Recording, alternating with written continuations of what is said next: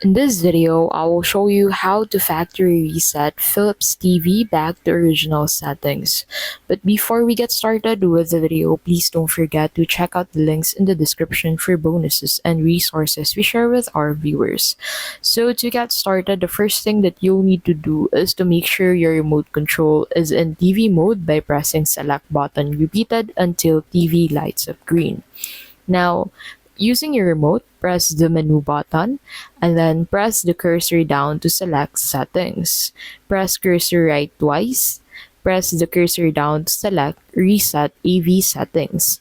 Press cursor right on start now and press the OK button. Press the menu button to exit the menu. And that is basically how you can reset Philips TV to factory settings.